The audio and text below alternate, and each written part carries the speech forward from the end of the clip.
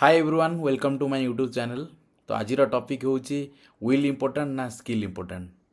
मनीष को आगू नापी इच्छा शक्ति प्रथम दरकार ना कौशल प्रथम दरकार, कौटा अधिक गुरुत्वपूर्ण। तो थरे legendary boxing player Muhammad Ali कही मंतव्य कि will is more important than the skills. तो सारा देश सारा राज्य समस्ते लोक पचारे जे जोटी सारा पृथ्वी स्किल पछरे धाउची, स्किल इज इम्पोर्टाट बोली भाविकी स्किल पछरे गोड़ाऊँच। आपड़ कहते will is important more important than skill.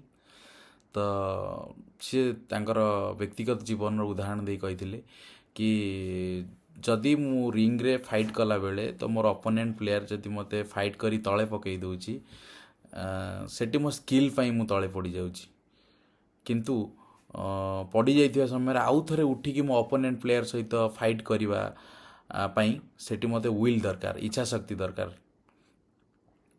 तो सेथिपाई will is more important the skills according to the great legendary player, great legendary boxing player Muhammad Ali. तो से भाई भाव कथा हूँ जार जहाँ लक्ष्य अच्छी जार जहाँ हबार अच्छी प्रथम इच्छा शक्ति मन भर हवा दरकार। तो प्रथम इच्छा शक्ति आसिले ही तापर कौन डेडिकेशन दरकार, कौटी ट्रेनिंग नेले भल हम, कौन स्किल सेट दरकार, तापर स्किल ट्रेनिंग डेडिकेशन हार्डवर्क कथा आसे। किंतु the first thing comes to the mind it should be will.